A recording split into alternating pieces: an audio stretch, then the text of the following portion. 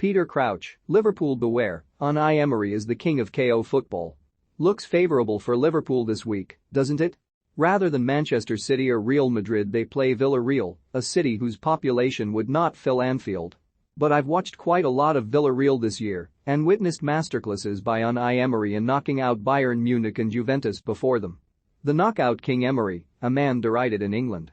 Owen Hargreaves and I researched the statistics recently, and there is only one person, Zinedine Zidane, who boasts a better record in European knockout games. Emery stands ahead of Jurgen Klopp and Pep Guardiola.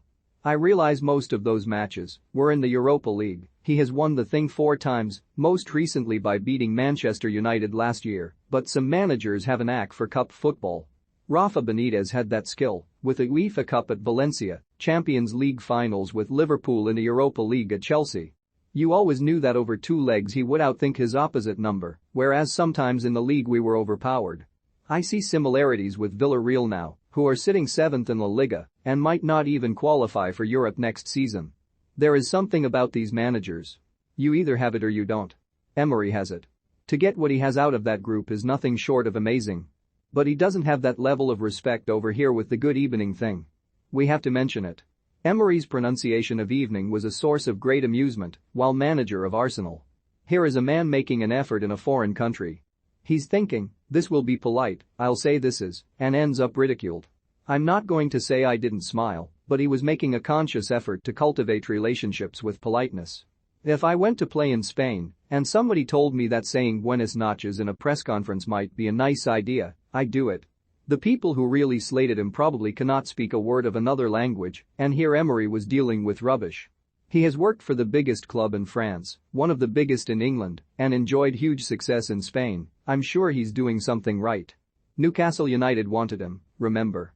He turned that down, and you wonder whether part of the decision came from some bad memories of managing in England.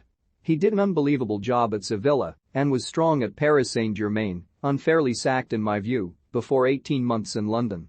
Arsenal was a disappointment and some of their supporters have told me they can't believe what he is achieving and how he is doing it with a solid defensive plan.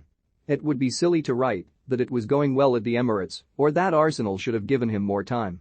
They were falling way behind and Emery had a major part to play in that as he struggled massively. Now he has found himself again at Villarreal, and those performances against Bayern were nothing short of incredible. They defended like their lives depended on it, but that victory was not just a result of a rearguard action. I've seen true rearguard stuff, with every man behind the ball, very rarely having a go and relying on a set piece. That is not Villarreal. They keep an element of danger, breaking with blistering pace and with goal threats in Gerard Moreno and Arnaut Danjuma. You really need that.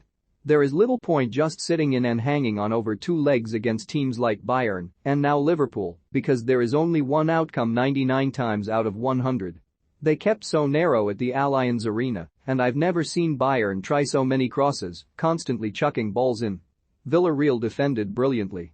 Staying narrow was brave against Robert Lewandowski, who is so good in the air and scores in his sleep. Villarreal trusted themselves. Pau Torres and Raul Albiol, formerly of Real Madrid, dealt with everything.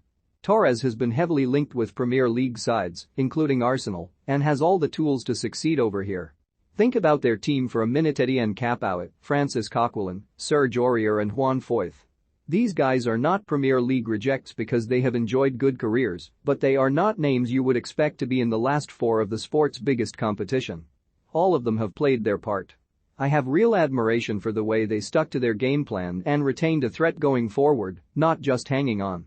Liverpool will be wary, for sure. Honestly though, and I realize I've just spent this column building Villarreal up, but I can't see the Reds slipping up, and that is more to do with their own standards than the opposition. See you for the final in Paris. Shearer fumes as Kane closes in. I had about an hour with Alan Shearer in the week for a podcast. We chatted about all sorts and in particular the possibility of him getting caught by Harry Kane as the Premier League's all-time record goalscorer. We delved into that and you'll perhaps be surprised to learn that he is fuming about the prospect. What he was keen to mention were his 3 serious cruciate ligament injuries, which people forget. Kane needs 82 goals to catch him. It is possible. Ten Hag v the backstabbers. I have been in dressing rooms like the one at Manchester United, and it very rarely ends well.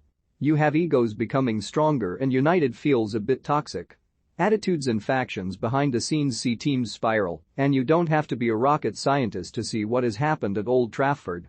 The body language, the arm throwing, the storming off the pitch and anger at teammates, you can see it a mile off. From my own experience in troublesome dressing rooms, I saw little groups of players whispering and blaming others.